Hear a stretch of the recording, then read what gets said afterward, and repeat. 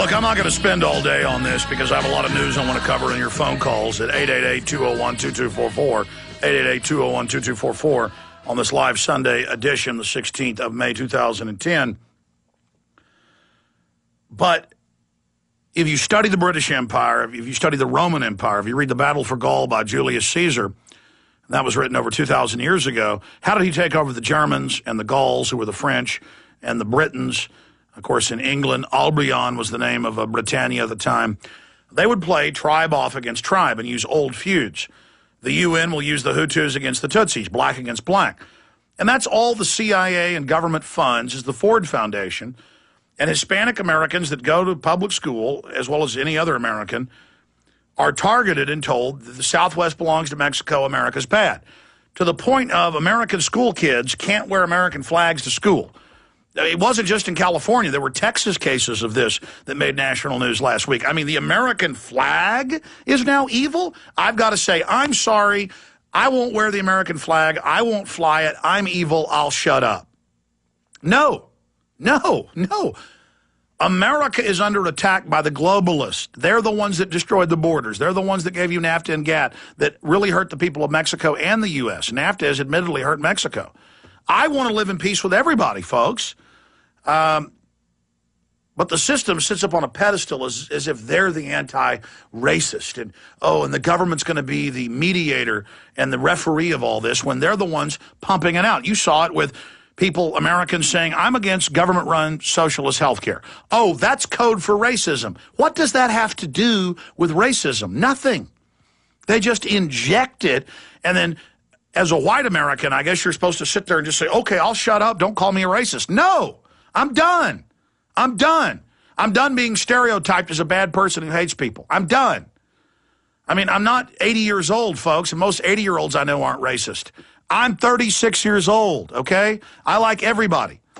And the good news is most people are seeing through this, but Hispanic Americans are being intimidated and told through the culture and through the big comics and the media and all these sitcom characters that are for Mecha and La Raza and all these race groups.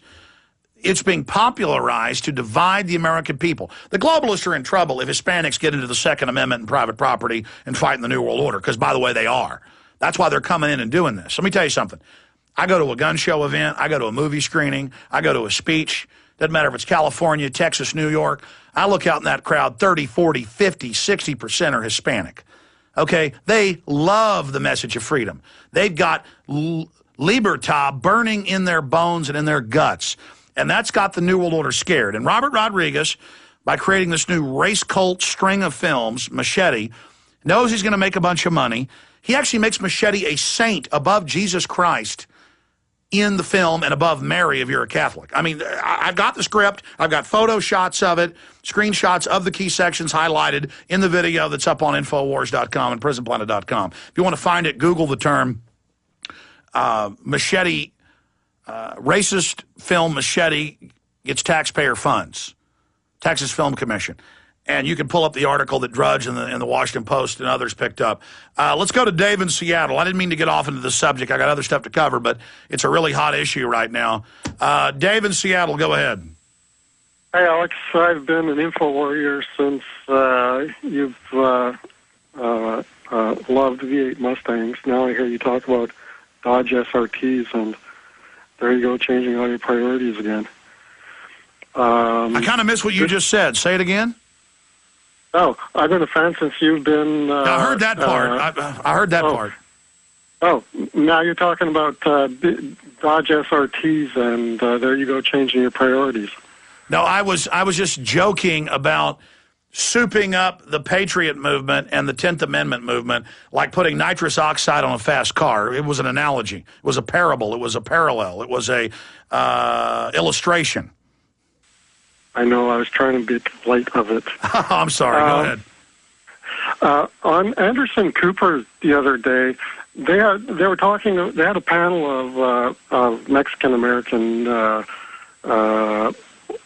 ladies, and one was whose family had been here for a long time. Spoke of the struggle and everything to be proud of, and the rest of the panel seemed to think that there was something immoral or wrong about maintaining that kind of integrity to the system.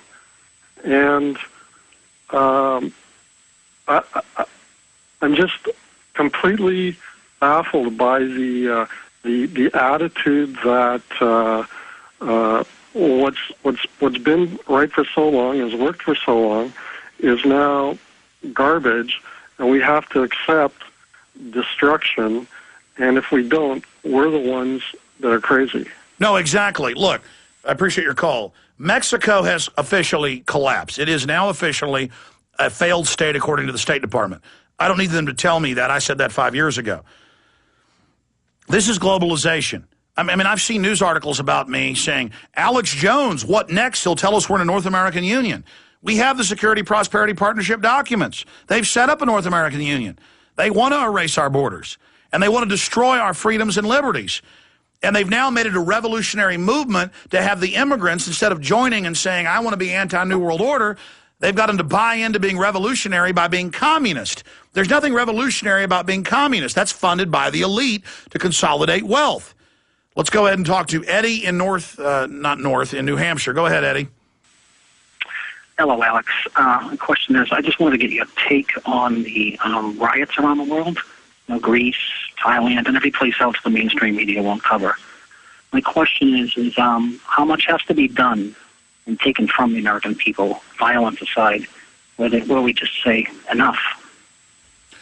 Well, television became popular here in the U.S. It is basically a mind control tool. It sets the agenda. It tells you what to think. It takes up 4+ hours of time on average for the average American.